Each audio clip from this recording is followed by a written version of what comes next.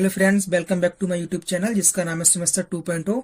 और आज मैं आपके लिए लेके आया हूँ जो मैंने कल जो वीडियो आपके लिए डाली थी 16 तारीख को, जिसमें आपके 50% तो आपको पार्ट फर्स्ट में मिल गए थे और बाकी के 50% में आज आपको इसमें पार्ट सेकंड में आपके लिए लेके आया हूँ गाइज। तो चलिए ज़्यादा समय बर्बाद ना करते हुए, ये जो वीडियो आपको जो पूरा जो एक मॉडल पेपर मिल रहा है ये आपके एंट्रेंस एग्जाम आज है 17 दिसंबर, कल है आपकी 18 दिसंबर। कल आप सब लोगों का एग्जाम है, मेरा भी एग्जाम है। तो ये जो वीडियो है वो आपके एंट्रेंस एग्जाम के लिए स्पेशल मैंने 100 क्वेश्चंस की बनाई है, आप इसको जरूर देख लेना। इसका जो पार्ट 1 है वो और पार्ट सेकंड ये मैं आज डाल रहा हूँ, ये वाला भी। तो चलिए, और हाँ एक बात फिर से बोलूंगा कि लाइक करने में आपका कुछ नहीं आता, लाइक कर दिया कीजिए, हमें मोटिवेशन मिल जाता है थोड़ा। चलिए सब्सक्राइब, और जो लोग भी मेरे चैनल पर नए आए हैं वो प्लीज मेरे चैनल को सब्सक्राइब भी कीजिए। तो चलो बढ़ते हैं पहले प्रश्न की तरफ। तो गाइस चलो, जैसे कि आप इसमें देख सक रहे हैं SWD कोचिंग 2023 प्रतिदर्श पेपर 02। तो ये 02 ही आपका चल रहा है, यानी कि आपकी ये दूसरा मॉडल पेपर है। और दूसरा मॉडल पेपर का पार्ट 1 मैंने पहले डाल दिया था कल, जिसमें आपके 50% थे, बचे हुए 50% आपके इसमें है पार्ट 2 में। चलिए बढ़ते हैं पहले प्रश्न की तरफ। निम्नलिखित में से कौन भिन्न है? बोल रहा है कि निम्नलिखित में से कौन भिन्न है। तो गाइज क्या अनुच्छेद 16, अनुच्छेद 17, अनुच्छेद 18, अनुच्छेद 19। तो गाइज आपको पता है कि अनुच्छेद आर्टिकल 14 से 18, यानी आर्टिकल 14 से 18 तक हमारे होते हैं समानता का अधिकार, और फिर उसके बाद हमारे 19, 20, 21, 22, 19 से 22 ये आपके हो जाते हैं स्वतंत्रता का अधिकार। तो गाइस इसमें देखिए अनुच्छेद 16, 17, 18 ये तीनों आपके 1418 वाले के बीच में है, मतलब ये आपके तीनों तीनों आपकी समानता प्रदान करते हैं, ये समानता के अधिकार है। जो ये 19वां अधिकार है ये आपका स्वतंत्रता का अधिकार है। 19वें अनुच्छेद में पहले हमको 7 तरीके की स्वतंत्रता 7 तरीके की स्वतंत्रता प्राप्त थी, जिसमें से एक आपकी थी संपत्ति का अधिकार भी हमको प्राप्त था, संपत्ति का अधिकार हमको प्राप्त था, लेकिन अब वो हटा दिया गया। तो वर्तमान में हमको कुल 6 तरीके के अधिकार यानी स्वतंत्रता हमको प्राप्त है। तो गाइस इसका जो सही आंसर हो जाएगा वो आपको हो जाएगा ऑप्शन नंबर डी, यानी कि जो अनुच्छेद 19 है वो आपकी समानता का नहीं, वो आपकी स्वतंत्रता का अधिकार है। चलिए प्रश्न नंबर 2, विटिकल्चर के द्वारा निम्नलिखित में से कौन एक उत्पादित होता है? तो रेशम या केंचुआ या शहद या अंगूर। तो गाइस विटिकल्चर आपका होता है शहद, अंगूर। विटिकल्चर आपका होता है अंगूर, ठीक है। रेशम आपको पता है सेरिकल्चर, रेशम कीट पालन। केंचुआ आपको वर्मी कंपोस्ट। केंचुआ होता है उसका एक उपनाम भी है, आप लिख लो,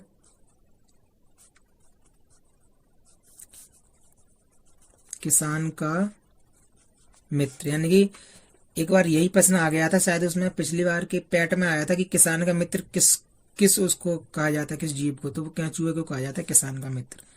चलिए प्रश्न नंबर 3, उत्तर प्रदेश विधान परिषद की बात हो रही है, किस अधिनियम के द्वारा अस्तित्व में आई? तो विधान परिषद अधिनियम 1956, या यूपी विधान परिषद 1935, या भारत सरकार अधिनियम 1945, या गाइज आपके भारत सरकार अधिनियम 1935।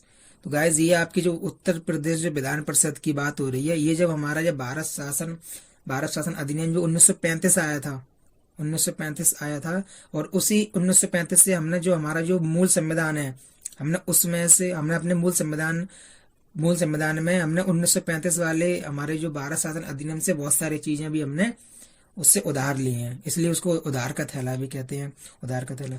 चलिए तो इसका जो ऑप्शन हो जाएगा उत्तर प्रदेश विधान परिषद, तो इसका ऑप्शन है ऑप्शन नंबर डी आपका, उत्तर प्रदेश अधिनियम 1935 के अधिनियम के द्वारा अस्तित्व में आई थी। चलिए, यदि 2a बराबर 3b हो तो a² प्लस b ब्रैकेट में b² प्लस a का मान बताइए। ये आपका प्रश्न है। तो इसमें कुछ नहीं है, 2a देखो 2a बराबर 3b है ना, तो 2 बराबर हो जाएगी b और a बराबर हो जाएगा 3, यानी आप इसमें लिख लो ए बराबर 3, बी बराबर आपकी हो जाएगा 2। कुछ नहीं करना, अब इसमें वैल्यू रखनी है। तो ए बोल रहा है कि ए स्क्वायर प्लस बी ब्रैकेट में बी स्क्वायर प्लस ए, तो ए स्क्वायर का मतलब ए का मान है 3, तो 3 का वर्ग कर दो, हो गया 9, प्लस बी है हमारी 2, ब्रैकेट में लिख दो बी स्क्वायर प्लस ए, तो बी है हमारी 2, तो 2 दूनी 4, और प्लस ए, तो ए हमारा 3 हो गया। अब 9 और 2 11, और ब्रैकेट में 4 और 3 7, ओ सॉरी ये प्लस वाला काउंट इसमें नहीं होगा, तो 9 हमारे वैसे के वैसे, और प्लस ये गाइस आप देखो ब्रैकेट में 4 और 3 7 हो गई ना, और 7 दूनी हो गई 14, यानी कि 14 और 9 आपकी हो गई 23। तो ये आपका सही आंसर ऑप्शन नंबर सी। चलिए, किस कंपनी ने सितंबर 2022 से वंदे भारत एक्सप्रेस ट्रेनों के लिए फर्स्ट इन इंडिया यानी कि इंडिया में पहली बार सीटिंग सिस्टम शुरू करने की घोषणा की है? जो हमारे जो बजट जो पेश किया गया है उसमें जो वंदे भारत जो एक्सप्रेस 400 वंदे भारत एक्सप्रेस जो ट्रेन है भी चलाए जाने का, उसमें जो रुपया लिया गया है बजट, जो केंद्र का बजट है उसमें, तो बोल रहा है कि सितंबर 2022 में वंदे भारत एक्सप्रेस ट्रेनों के लिए first in India seating system शुरू करने की घोषणा किसने की है? तो गाइस वो आपने की है टाटा स्टील लिमिटेड। चलिए, कौन सा साल अधिवर्ष है? पूछ रहा है कि कौन सा साल अधिवर्ष है, यानी एक लीप ईयर है। तो गाइस लीप ईयर का देखो क्या है, अगर यानी कि कोई भी ईयर 100 के फॉर्मेट में ना हो, जैसे ये वाली चारों आपके 100 के फॉर्मेट में है, तो ये आपके 100 से अगर डिवाइड हो गई, अगर ये आपके 100 से डिवाइड अगर हो गई तो आपकी ये लीप ईयर मतलब नहीं है। और लेकिन अगर वही आपकी अगर 400 से डिवाइड हो जा रही है पूरी, जैसे कि इसमें 2400 है, 2400 का 400 से डिवाइड हो रही है, तो ये एक लीप ईयर है। और लीप ईयर का मतलब क्या नाम एक और होता है कि उसमें अगर आप 4 से भाग लगा दो, लेकिन वो हमारे कैसे होता है 2012, 2016 या 2018, वो ऐसे के लिए हमारा होता है। लेकिन जब यानी कि हमको सेंचुरी के रूप में कोई ईयर दी जाए, तब हम उसमें 100 का या 400 का भाग लगा के पता करते हैं। तो इसमें गाइस कौन सा साल अधिवर्ष है आपका, ये ऑप्शन हो जाएगा सी, 2400 आपकी अधिवर्ष है। एक घड़ी 5 बार बजने में 40 सेकंड का समय लेती है, बताइए 16 बार बजने में कितना समय लेगी? तो गाइस 5 बार बजने में 40 सेकंड का समय लेती है, यानी कि 5 बार बजेगी। तो गाइस मैं आपको बता के समझा दे रहा हूं, 1 बार बजेगी, फिर 2 बार, फिर 3 बार, फिर 4 बार, फिर 5 बार। तो गाइस देखिए 1 2 3 4 5 बार बजी है, लेकिन 5 बार बजने में उसने 4 अंतराल यानी 4 गैप का समय लिया है। तो गाइस यानी कि अगर हम इसको बजने के ना बोलकर अगर हम इसको बोल दें कि 4 गैप का समय 40 सेकंड है, तो हमको एक गैप का समय पता चल जाएगा 10 सेकंड है। जब 4 गैप का समय गाइस में दे रखा है कि 40 सेकंड, तो एक गैप का समय 10 सेकंड हो गया। तो जब एक गैप का समय हमको 10 सेकंड पता चल गया, तो वो बोल रहा है, पूछ रहा है कि 16 बार बजने में कितना समय लगेगा। देखो 16 बार जब घंटी बजेगी तो 16 बार के बीच में गैप तो 15 बार का ही होगा ना, गैप तो 15 बार का होगा। तो हमको जब पता है कि एक गैप का अंतर 10 सेकंड है, तो 15 गैप का अंतर हम तो आराम से कर सकते हैं। तो 15 गुणा 10 यानी बराबर 150 सेकंड। गाइस देखो ये जो बात हुई है वो आपके सेकंड में हुई है, और सेकंड को आप बना दो मिनट में, तो अभी कितने हो जाएंगे 60 प्लस 30, यानी कि आपके 2 मिनट और 30 सेकंड हो जाएंगे। चलिए बढ़ते हैं प्रश्न नंबर 8 की तरफ। यदि x का वर्गमूल y का घनमूल है तो x और y का संबंध क्या है? यानी कि यदि x का वर्गमूल y का घनमूल है, तो आप गाइस इसको ऐसे करके लिख लो, थोड़ा छोटा कर लेते हैं, छोटा इसको। यदि x का वर्गमूल, तो वर्गमूल का मतलब गाइस अंडर रूट, तो अंडर रूट x बराबर है y का घनमूल, यानी कि ये इक्वेशन बन गई, अंडर रूट में x बराबर घनमूल है y का। तो गाइस अब हम इसको क्या करना है, सबसे पहले हमें इसको वर्ग करना है। वर्ग अगर हम इसको करेंगे तो वर्ग करेंगे तो अंडर रूट x में वो तो आ जाएगा गाइस आपका x में अंडर रूट हट जाएगा। ये जो y है, ये y है, तो वो आपके y जो आपकी है वो आपके ये जो 3 घात है, 3 घात है, उसमें 2 घात आपकी कट गई, फिर भी उसमें 1 घात अभी आपके बची है, यानी कि सिर्फ अंडर रूट में आपके 22। चाहे आप इसको गाइस इसको ऐसे भी मत करो, इसको आपको मैं सिंपल तरीका बता दे रहा हूं, आप ऐसे कर लो। देखो अंडर रूट एक्स बराबर ये अंडर रूट में 22 है और उस पर 3 ही घात यानी घनमूल है। तो अगर हम इसकी घात लगाएं तो गाइस हम लिख सकते हैं एक्स पे घात 1/2, क्योंकि अंडर रूट की घात 1/2 होती है और इसमें घनमूल की घात गाइस कितनी होती है 22 पे घात 1/3, और 1/2 प्लस 1/3 का अगर हम घनमूल लें तो वो कितना आएगा 6 आता है, और 6 का हम इन दोनों में कर दें गुणा, यानी कि गाइस मैं नीचे समझा दे रहा हूं आपको, एक्स पे पावर 1/2 गुणा 6 और आपके बराबर 22 पे घात 1/3 और गुणित 6। तो 2 से काट दो ये 3 बार और 3 से काट दो ये 2 बार, तो गाइस ये आपके आ जाएगा एक्स पे घात 3 बराबर 22 पे घात आपके 2। यही आपका आंसर हो जाएगा, एक्स पे घात 3 बराबर 22 पे घात 2। आपका ऑप्शन नंबर 1 आपका ठीक हो जाएगा एकदम। चलिए, रेड डाटा बुक किसके द्वारा प्रकाशित की जाती है? तो गाइस आपकी रेड डाटा जो आपकी बुक है वो आपकी IUCN international union for conservation nation ये आपकी की जाती है। आपकी UNO की आपकी स्थापना गाइस आप लिख लो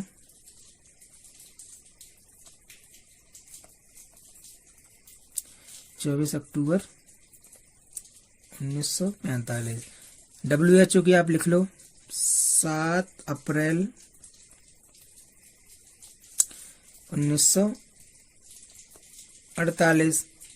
IUCN ये भी आपके 1948 में गाइज होती है स्थापना इसकी IUCN की। और UNEP की गाइज आपकी 1972 में होती है 5 जून। और यही 5 जून है कि इसकी जो फुल फॉर्म गायब होती है इसका UNEP यानी आपके संयुक्त राष्ट्र पर्यावरण कार्यक्रम। और यही इसके पर्यावरण कार्यक्रम के चक्कर में ही प्रतिवर्ष 5 जून को हमारा पर्यावरण दिवस भी आपके मनाया जाता है। चलिए गाइस छोटा कर दे रहा हूं अगर आपको ये ना दिख रहा हो। चलिए प्रश्न नंबर 10, निम्नलिखित में से कौन नए आर्थिक सुधारों का अंग नहीं है? गाइस देखिए जो आर्थिक जो सुधार हुए थे वो आपके 1991 में हुए थे। और उस समय जो हमारे जो वित्त जो मंत्री थे फाइनेंस में जो मिनिस्टर थे वो आपके मनमोहन सिंह थे। तो उसके समय में तो उनके समय में 1991 में ये सब काम हुआ था 1991 में।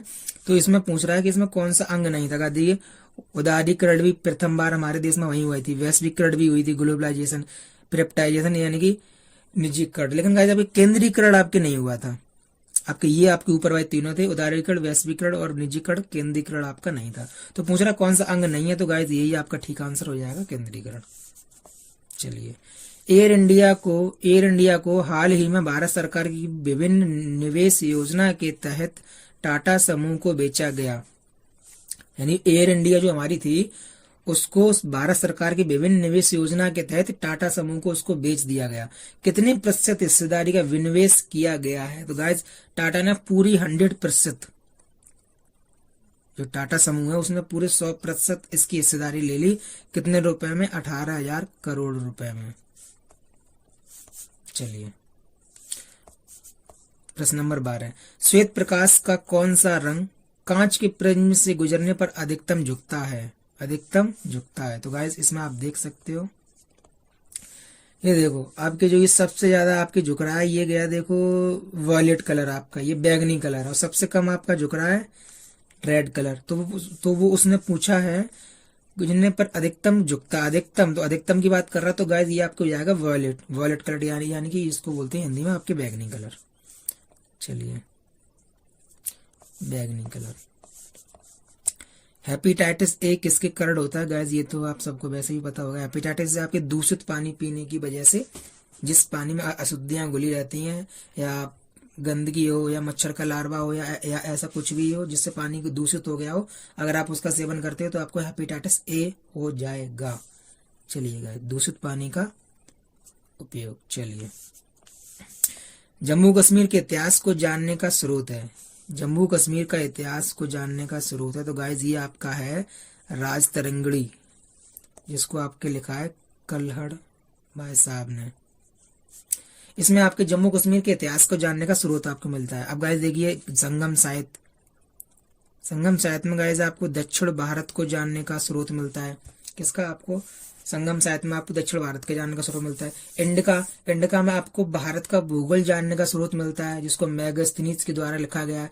अर्थशास्त्र में आपको मौर्य काल की जानकारी मिलती है, जिसको आपको विष्णुगुप्त या चाणक्य या कौटिल्य द्वारा लिखा गया है। चलिए,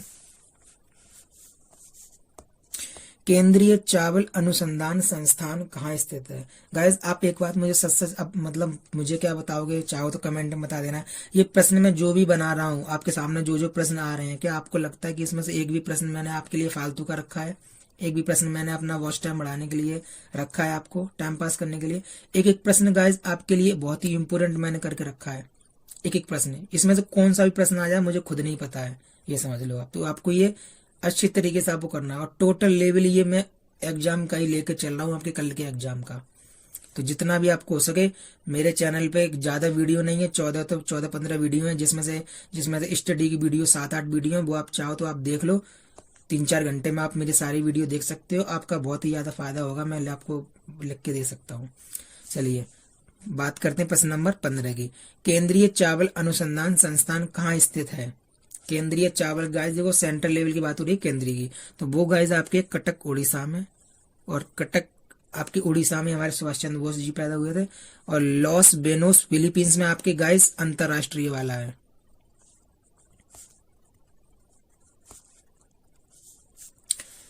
शिमला हिमाचल प्रदेश में गाइस आपकी आलू है, केंद्रीय आलू। कानपुर को आपको उत्तर भारत का मैनचेस्टर कहते हैं। चलिए, निम्नलिखित में से कौन सा राज्य हाल ही में खाद्य सुरक्षा एटलस वाला तीसरा राज्य बन गया? पहले गाइस जान लो खाद्य सुरक्षा एटलस क्या होता है। कह देखिए खाद्य सुरक्षा एटलस होता है कि किसी भी राज्य को अपने केंद्र से मतलब अनाज के लिए, खाद्यान्न के लिए हाथ नहीं मांगने पड़ेंगे, मतलब उसके पास स्टॉक हमेशा इतना रहता है, तो उसको बोलते हैं खाद्य सुरक्षा एटलस। यानी खाद्य की सुरक्षा, वो हम सिक्योरिटी उसके पास हमेशा रहती है इतना। तो गाइज वो बोल रहा है कि तीसरा राज्य कौन सा बन गया गाइज? अब वो आपके बन गया झारखंड। चलिए, किस फाइबर को गोल्डन फाइबर कहा जाता है? गाइज आप सबको पता है, गोल्डन फाइबर कहा जाता है आपके जूट को। जूट आपके वही है, जूट के आपके जो पैरदान वगैरह भी आते हैं जूट के। जूट आपके सबसे ज्यादा पश्चिम बंगाल में होता है। चलिए, ये गाइस आपकी आ गई है हिंदी के प्रश्न। 2 प्रश्न है हिंदी के, एक 18वें नंबर का, एक 19वें नंबर का, और ये आपके पैराग्राफ दिया है। तो गाइस सबसे पहले पढ़ लेते हैं प्रश्न कि खेल प्रतिस्पर्धाओं का अब किसके बजट पर असर हो रहा है? यानी कि जो प्रतिस्पर्धाएं हैं का अब किसके बजट पर असर हो रहा है? तो गाइस इसको पढ़ लेते हैं हम।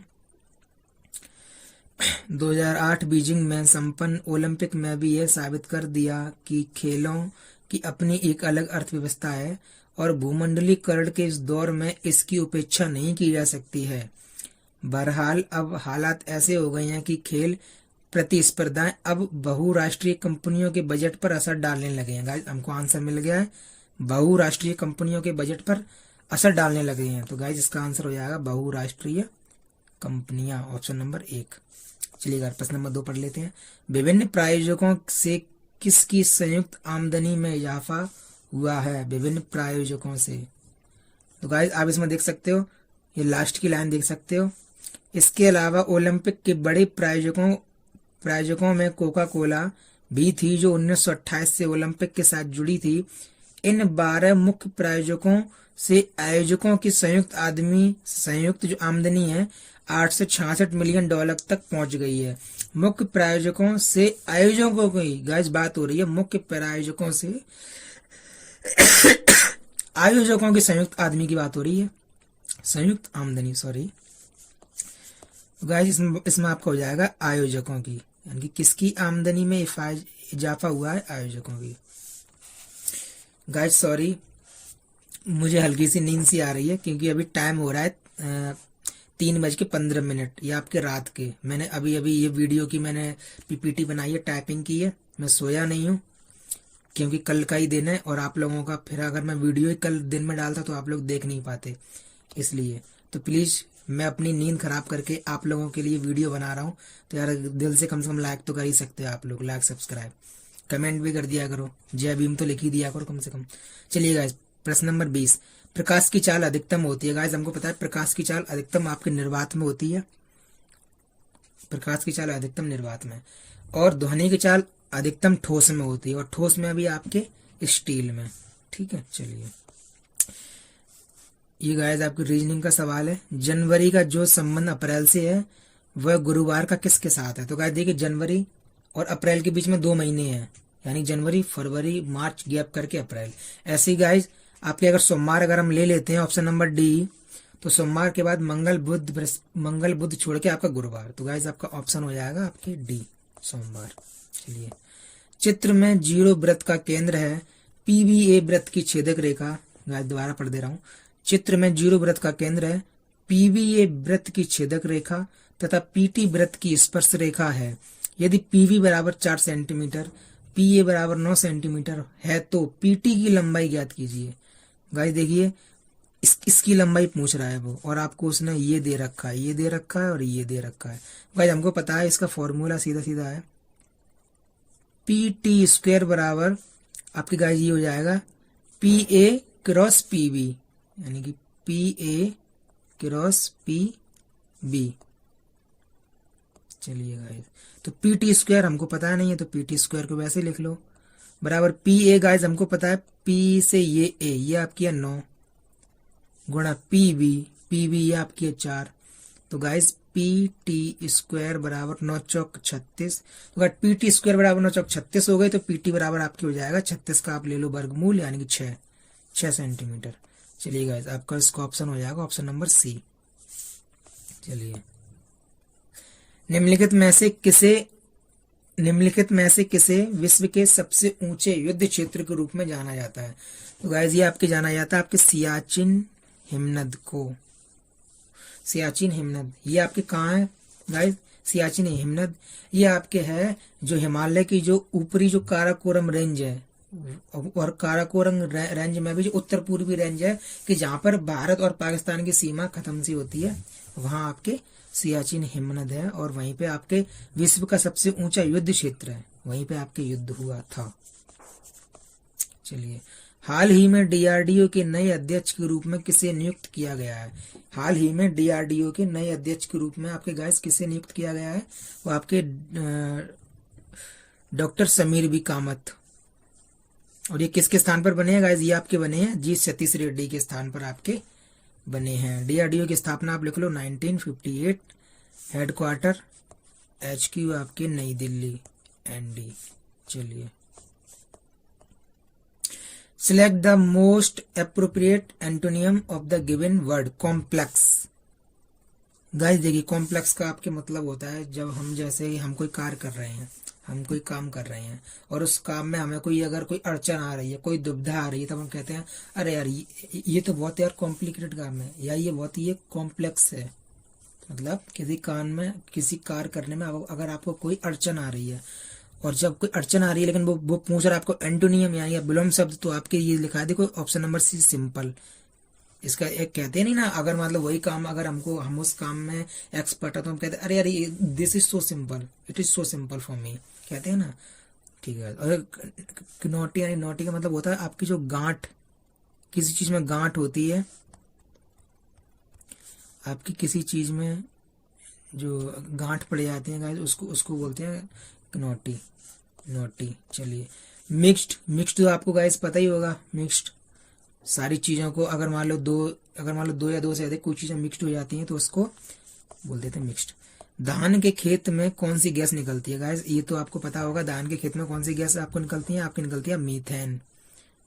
ये गाइस ठंडी गैस होती है, और एक तरीके से आपकी अच्छी गैस नहीं मानी जाती है हम लोगों के लिए, धान के खेत में निकलती है, एक तरीके से जहरीली गैस मानी जाती है। चलिए, मौर्य वंश के शासक से पहले, यानी मौर्य वंश का शासक बनने से पहले सम्राट जो अशोक भाई साहब थे, सम्राट अशोक, वो कहाँ के गवर्नर थे गाइस? क्या वो दतिया के थे, क्या इंदौर के थे, क्या उज्जैन के, क्या भोपाल के? गाइस वो उज्जैन के आपके गवर्नर थे। और उज्जैन किस नदी के किनारे आपके बसा है?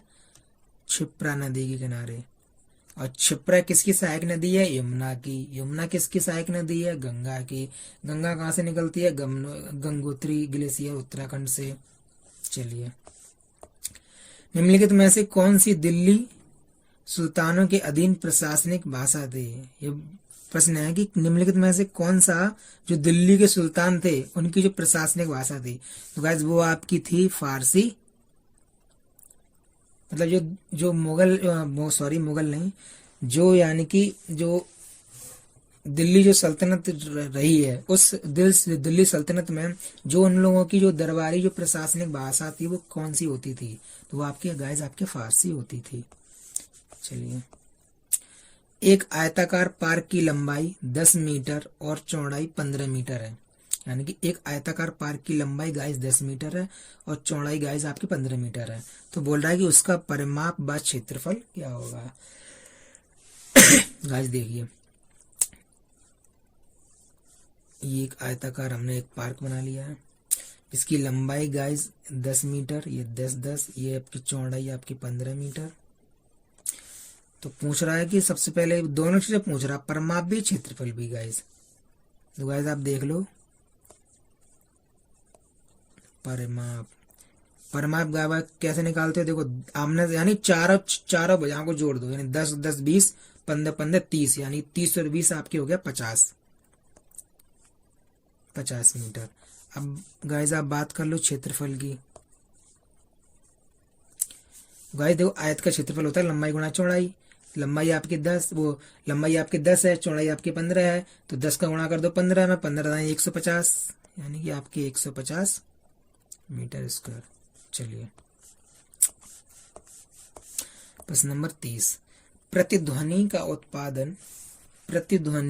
उत्पादन निम्न में से किसके कारण होता है?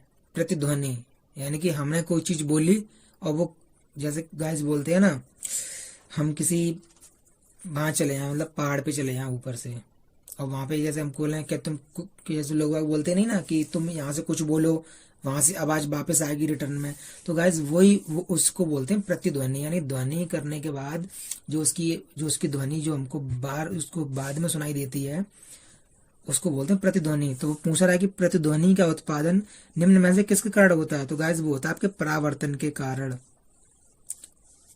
यानी कि सामने कोई सरफेस है, हम जो बोलेंगे हमारी आवाज वहां से टकराकर परावर्तित होकर फिर से हमको हमारे पास आएगी, उसको आपको बोलते हैं प्रतिध्वनि, ध्वनि का परावर्तन। चलिए, प्रश्न नंबर 31, निम्नलिखित में से कौन सा एक पंच प्रयाग में से नहीं है? गाइस ये आपको समझने वाली बात है, समझ लो। देखो गाइस, ये आपकी आई है आपकी गंगोत्री से निकल के आपकी भागीरथी नदी, ये आपकी आई है अलकनंदा नदी।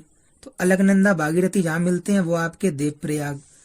ये आपकी मंदाकिनी आई है, मंदाकिनी और अलकनंदा जहां मिलते हैं वो आपके रुद्रप्रयाग।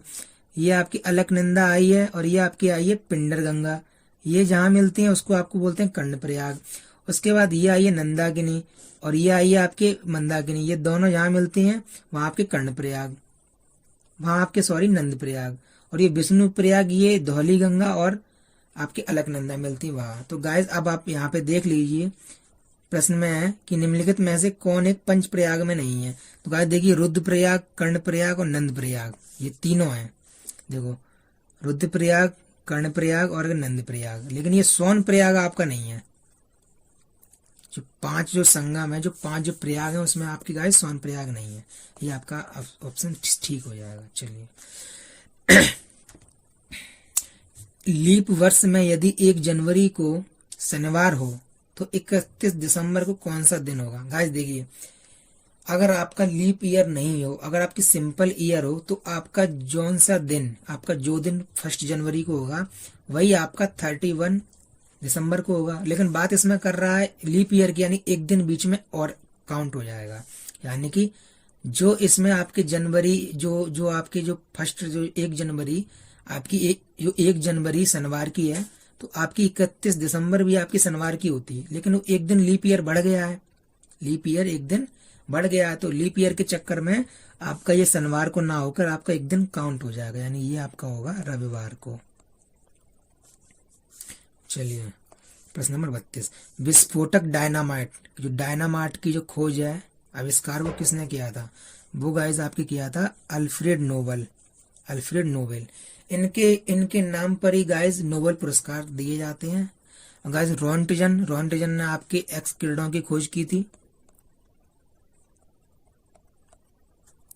ओपेनहाइमर, मैंने आपको कल बताया, परमाणु बम इन्होंने बनाया था, परमाणु बम का आविष्कार किया था। मैडम क्यूरी, आपकी रेडियम की खोज आपने की थी, वो जो रात में चमकता है रेडियम, उसकी खोज की थी। चलिए, और गाइस एक बात और, मैडम क्यूरी एकमात्र अभी तक विश्व में ऐसी महिला हैं कि जिनको रसायन और केमिस्ट्री दोनों के क्षेत्र में 2 बार नोबेल मिल चुका है। चलिए, जमशेदपुर किस नदी के किनारे अवस्थित है? तो गाइस जमशेदपुर आपके सुवर्ण रेखा नदी के किनारे झारखंड में स्थित है।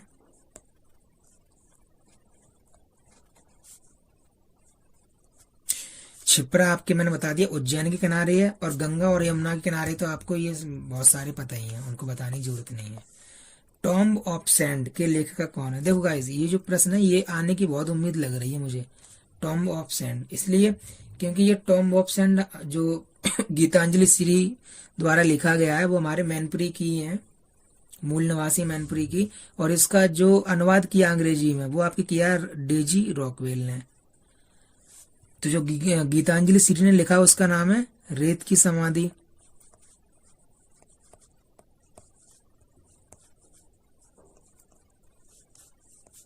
रेत की समाधि, और इसी का ही इंग्लिश वर्जन में यानी कि कर दिया है आपके ट्रांसलेट, वो आपका बन के तैयार हुआ है टॉम्ब ऑफ सैंड। तो इसी को आपके मिला है अवार्ड मिला है, क्या नाम है अवार्ड का, 2022 का बहुत ही चर्चित अवार्ड है आपके मैन बुकर, अंतर्राष्ट्रीय मैन बुकर पुरस्कार, याद आ गया। तो वो आपको इनको मिला है, तो इन दोनों ने मिल बांट के आपके कर लिया है। जवाहरलाल नेहरू की आपको पता है, आपको discovery of India. Abul Kalam Azad ji की है आपके इंडिया विंस फ्रीडम। चलिए गाइस, मैं क्या करूं, मैं थोड़ी थोड़ी नींद में हूँ, कोई दिक्कत नहीं है फिर भी। निम्नलिखित में से कौन सा बैंक राष्ट्रीयकृत नहीं है? तो गाइस इसमें देखो, आप इंडियन बैंक भी राष्ट्रीयकृत है, इंडियन ओवरसीज बैंक भी राष्ट्रीयकृत है, आपके पंजाब नेशनल बैंक भी आपके राष्ट्रीयकृत है। फेडरल बैंक आपके नहीं है, तो यही आपका हो जाएगा सही आंसर। सबसे पहले आपके ये 1969 में आपके इन बैंकों का राष्ट्रीयकरण हुआ था, 14 बैंकों का। उसके बाद आपका 1980 में हुआ है। वर्तमान में आपके अगर आप चेक करोगे तो आरबीआई की वेबसाइट पर आपको कुल 12 बैंक राष्ट्रीयकृत मिलेंगे, क्योंकि एक दूसरे का बैंक में विलय भी हो गया इसलिए कम रह गई है। आलू किसका रूपांतरण है? गाइस देखिए, बोल रहा है कि आलू किसका रूपांतरण है, क्या तना है, क्या जड़ है, क्या पत्ती है, क्या फूल है? तो गाइस आलू आपके होता है तना। चलिए, भारत किस तरीके से रुपए से संबंधित है? वैसे ही रूस किससे संबंधित है, यानी कि भारत की मुद्रा रुपया है। हमने पता लगा लिया कि भारत और रुपये का क्या संबंध है, कि भारत की मुद्रा रुपया है। अब ऐसे हमको बताना है कि रूस की मुद्रा क्या है, तो रूस की मुद्रा गाइस आपकी है रूबल। डॉलर आपकी यूएसए की मुद्रा है। टका आपके बांग्लादेश की मुद्रा है। युआन आपके चाइना की मुद्रा है। चलिए, किस राज्य सरकार ने सितंबर 2022 में स्कूल में नो बैग डे नियम लागू करने का निर्णय लिया? देखिए गाइस, हमारी जो पड़ोसी सरकार है, पड़ोसी राज्य है बिहार, उसमें यह कहा गया है कि मतलब जैसे फुल वीक में बच्चों को नहीं पढ़ाना है, वीक में आपको एक दिन आपको नो बैग यानी कि बिना बैग के आपको बच्चों को बुलाना है, और उस आपको दिन पूरे दिन में बच्चों को जो खेल संबंधित जो क्रियाकलाप है वो आपको करवाने हैं। तो इसलिए बिहार सरकार की तरफ से स्कूल में नो बैग डे नियम लागू करने का निर्णय लिया गया है। गाइस ये आपका ये सितंबर आपके करंट का ये प्रश्न है, और मैं आपको कोई भी प्रश्न नवंबर करंट का नहीं दे रहा हूं।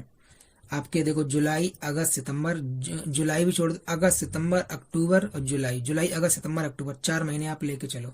नवंबर का तो पढ़ना नहीं गाइस, नवंबर का नहीं आएगा, मैं आपको अभी भी बता दे रहा हूँ। पढ़ना हो तो आप फालतू में पढ़ते रहो। I known his earlier I would not contact him, क्या मैं उसे पहले से जानता था?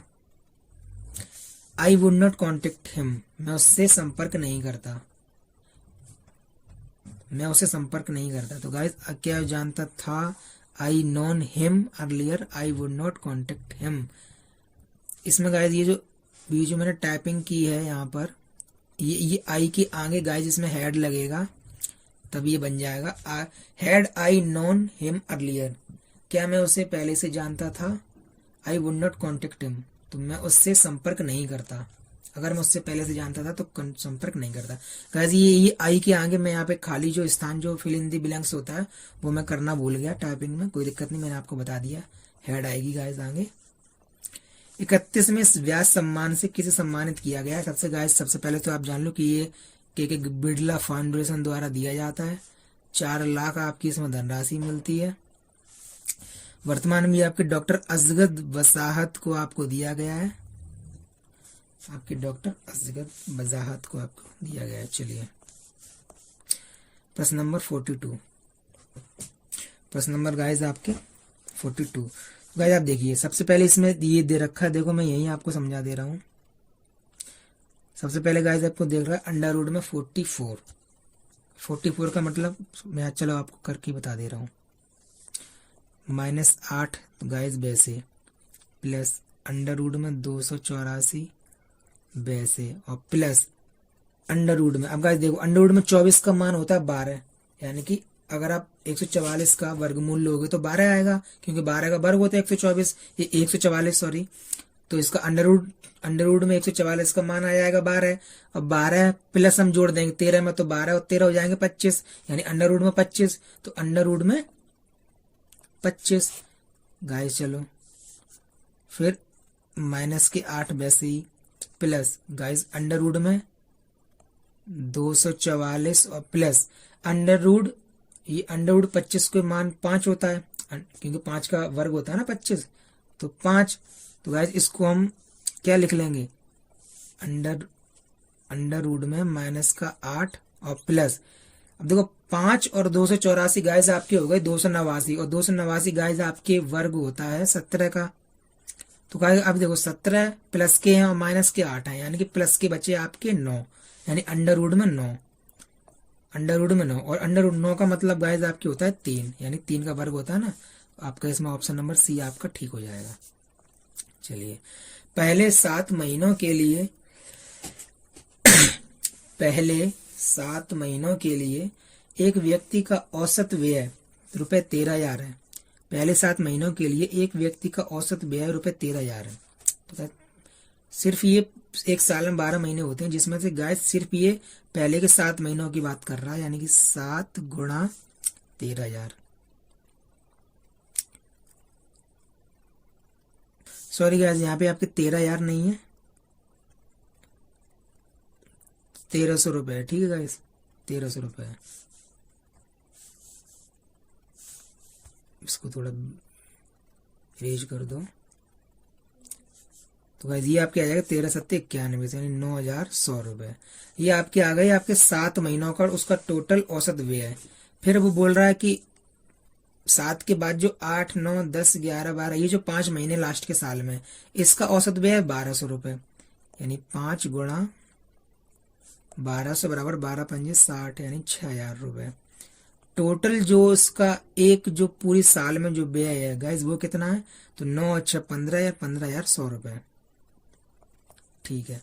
अब वो बोल रहा है कि 15,100 रुपए खर्च करने के बाद भी, यानी कि यदि वर्ष के अंत में ₹2900 बचाता है, यानी इतने 15,100 रुपए खर्च करने के बाद भी वो गाइस आपके 2,900 रुपए आपके बचा ले रहा है, यानी कि 2,900 इसमें और इसमें काउंट कर दो, तो आपके कितने हो जाएंगे, 15, 16, 17, 17,900, 100 आपके पूरे गाइस 18,000 रुपए हो जाएंगे, 18,000 रुपए। और ये आपकी आ गई है आपकी पूरी वार्षिक की आय, 18,000 रुपए निकल के वार्षिक की।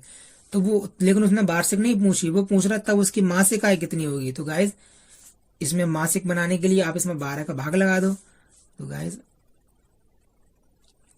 18,000 भाग 12, तो 12 एकम 12 बचे 6 और 12 पंजे 60, यानी गाइस ये आपकी आ जाएगी 1,500 रुपए आपके मासिक। चलिए प्रश्न नंबर 44 समझने वाला प्रश्न है। बोल रहा है कि किसी व्यक्ति की बंदूक से गोली चलाने पर, यानी कि कोई व्यक्ति है अगर वो बंदूक से गोली चलाता है तब उसको पीछे की तरफ झटका लगता है गाइस, ठीक बात है। यह न्यूटन के किस नियम पर कार्य करता है? ये पूछ रहा कि ये जो है ये बात तो न्यूटन के किस नियम पे गाइस ये कार्य करती है। तो गाइस देखो इसमें बता दूं, अगर हम बस में खड़े हैं, कभी कभी हमको बस में सीट नहीं मिलती, बस में खड़े हैं और बस वाला एकदम से ब्रेक लगाता है, बस वाला एकदम से ब्रेक लगाता है तो हम एकदम से आगे की तरफ गिरते हैं। इसको गाइस बोलते हैं जड़त्व का नियम। यानी कि जो बस के जो हम जहाँ खड़े होते हैं, जो बस के सरफेस से हमारे पैर कनेक्ट होते हैं, तो हमारे पैर तो उस बस की गति के साथ साथ मूव करने लगते हैं, लेकिन हमारे ऊपर का हिस्सा मूव नहीं करता है। तो जैसे वो ब्रेक लगाता है तो हमारे पैर तो वहीं रुक जाते हैं, आगे का हिस्सा हमारा नहीं रुक पाता। तो गाइस ये आपका नियम बोलता है, इसको आप कहते हैं जड़त्व का नियम और इसको बोलते हैं आपके न्यूटन का प्रथम नियम। तो ये तो गाइस मैंने आपको डिफाइन कर दिया प्रथम नियम, लेकिन बात इस जो बोल रहा है, ये उदाहरण दे रहा है कि किसी व्यक्ति की बंदूक से गोली चलाने पर। तो गाइस ये आपका है क्रिया प्रतिक्रिया का नियम, जिसको आपको बोलते हैं तृतीय नियम, किसका? न्यूटन का थर्ड लॉ। और इसका उपनाम क्या है? क्रिया प्रतिक्रिया का नियम। और गाइस ये जो बंदूक में से गोली जो क्रिया जो प्रतिक्रिया होती है कैसे होती है? एक आपकी बुलेट सेल होती है, बुलेट, यहाँ पे आपको तुम्हें थोड़ी बना के दे रहा हूँ, ये देखा बुलेट सी है।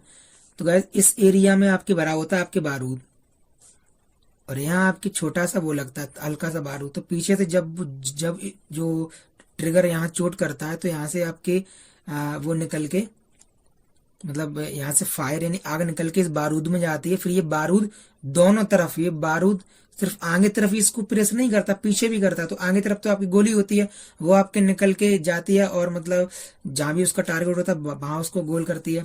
लेकिन ये जो बारूद पीछे की तरफ भी मारता है, जब वो पीछे की तरफ मारता है तो वही झटका हमारे शोल्डर में, जैसे हम मान लो दुनाला चला रहे हैं या कोई भी बंदूक चला रहे हैं, तो यही झटका हमको पीछे की तरफ लगता है। तो आज इसको बोलते हैं आपके न्यूटन का तीसरा नियम, जिसका उपनाम क्या है? क्रिया प्रतिक्रिया का नियम। चलिए, लाला लाजपत राय द्वारा स्थापित वंदे मातरम किस भाषा का दैनिक अखबार था? तो गाइज वो आपके था उर्दू का। और गाइज यही लाला लाजपत राय हैं जो 1928 में, सन 1928 में आपके साइमन कमीशन का विरोध कर रहे थे। तो विरोध में इन भाई साहब के, हमारे ये स्वतंत्रता सेनानी हैं, तो इनके सर पे लग गई थी आपकी चोट, यानी कि एक लाठी लग गई थी, किसी अंग्रेज सैनिक ने मार दी थी, तो उसकी लाठी के कुछ दिन बाद ही इनकी मृत्यु हो गई थी, लाला लाजपत राय जी की। चलिए, भारत का तोता किसे कहा जाता है? भारत का तोता, तो गाइस वो आपको कहा जाता है अमीर खुसरो को, भारत का तोता। स्कंदगुप्त को आपको क्या कहा जाता है? नेपोलियन, भारत का नेपोलियन।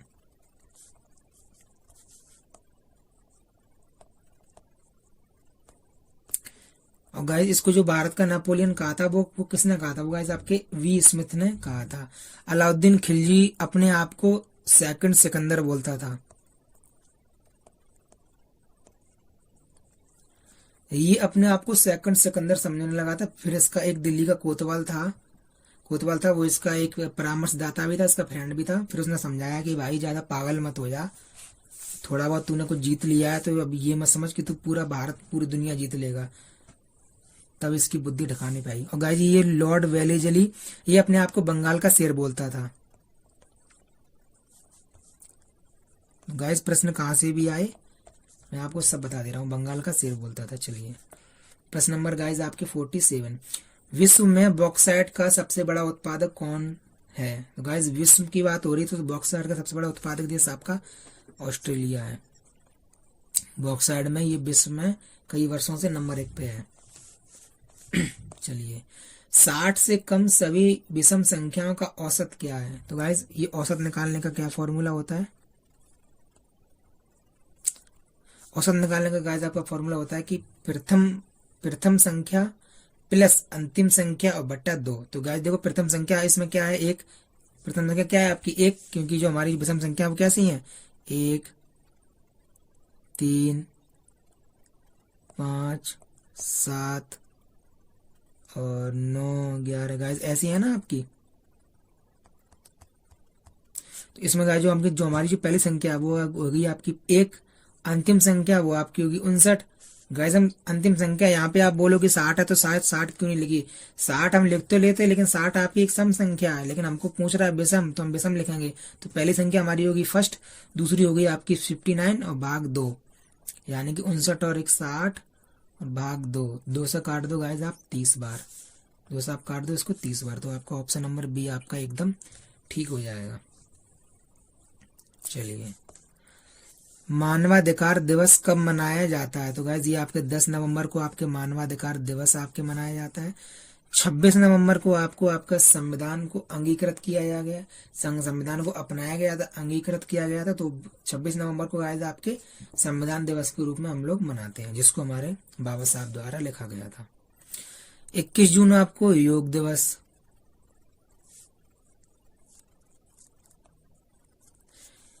30 जुलाई आपके गाइस कुछ नहीं है। चलिए ठीक है, तो मानवाधिकार दिवस आपके हो गया 10 दिसंबर। चलिए, जिला न्यायालय के जज कितने वर्षों तक अपनी सेवा दे सकते हैं? तो गाइस देखिए, आप इसको मैं आपको अच्छे से समझा दे रहा हूँ। जो आपके जो 60 साल एज है वो आपके जो डिस्ट्रिक्ट जो जज हैं, मैंने डीजे करके लिख दिया, डीजे वाले बाबू में समझने लगना आप, जो डिस्ट्रिक्ट जो जज हैं उसकी वो अपने 60 साल पे रिटायर हो जाते हैं। इसके बाद गाइज आपके 62 ईयर, ये गाइज आपके जो हाई कोर्ट के जज हैं यानी HC, वो आपके रिटायर हो जाते हैं। इसके बाद गाइज आपके 65, ये आपके सुप्रीम कोर्ट के जज 65 की एज में आपके रिटायर होते हैं। तो गाइज प्रश्न था एक, मैंने आपको इसमें 3 चीजें आपको मैंने बता दी। चलिए, तो ये तो गाइज हमारे हो गए आपके वीडियो के 50 प्रश्न, यानी 50 मैंने आपको पहले करा दिए थे और 50 गाइज आपके प्रश्न ये हैं। कुल मिला के आपके पूरे 100 प्रश्न हो गए, आपका पूरा एक मॉडल पेपर आपका बन गया है। और इसी में से गाइज आप देख लेना, आपको लगेगा कि आप ये मॉडल पेपर ही लगा रहे हो, क्योंकि अब मैंने सेम प्रश्न आपको उसी लेवल के रखे हैं। लेवल आपको लगेगा कि आप यही मॉडल पेपर लगा रहे हो। गाइज मैं आपको फिर भी आपसे लास्ट बार बोल रहा हूँ कि वीडियो, अगर आप वीडियो देखते हो तो गाइज आपका कुछ नहीं आता सब्सक्राइब करने में, बेल आइकन दबा दो, क्या जाएगा, कुछ नहीं आएगा। अब मैं आपके लिए ये रात में जग रहा हूँ, देखो 3:42 हो गए गाइज। आपको विश्वास नहीं है तो अभी जब ये मैं वीडियो का स्क्रीनशॉट मतलब वीडियो रिकॉर्ड करके आपको डालूंगा, अपलोड करूंगा, तो आप इसमें देख सकते हो। तो गाइज जब मैं आपके लिए इतनी मेहनत कर रहा हूँ तो आप कम से कम मेरे लिए एक छोटा सा लाइक तो आप कर सकते हो, सब्सक्राइब मेरे चैनल को। चलिए गाइज, तो हाँ, साथ में आपके लिए एक होमवर्क प्रश्न भी, एक बेहतरीन सा होमवर्क है, सभी को उत्तर यानी कि कमेंट आपको करना है। तो प्रश्न है गाइज, महात्मा गांधी द्वारा चलाया गया भारत में प्रथम सफल आंदोलन कौन सा था? क्या गाइज चंपारण था, क्या गाइज असहयोग आंदोलन था, और क्या गाइज आपके खेड़ा आंदोलन था, और क्या गाइज आपके सबने अवज्ञा आंदोलन था? तो गाइज ये आपको सही उत्तर आपको कमेंट में बताना है गाइज। और ये आप देख सकते हो मेरी वीडियो को गाइज लाइक तो आप कर दो, कि जब आप यूज करते हो 1 सेकंड लाइक को लगता है। कमेंट भी कोई प्यारा सा कर दिया करो, शेयर कर दिया करो, आपका मेरे जैसा कोई भाई हो शेयर करने के लिए पढ़ रहा हो, और गाइज सब्सक्राइब भी कर दिया करो। तो चलिए गाइज, आज के लिए इतना ही, मिलते हैं आपको एक नई वीडियो में। तो चलिए, और कल के 18 दिसंबर के एग्जाम के लिए मेरे सभी भाई बहनों को दिल से बहुत बहुत बेस्ट ऑफ लक, सबका एग्जाम बहुत अच्छा जाए। चलिए गाइज, आज के लिए इतना ही, शुभ रात्रि।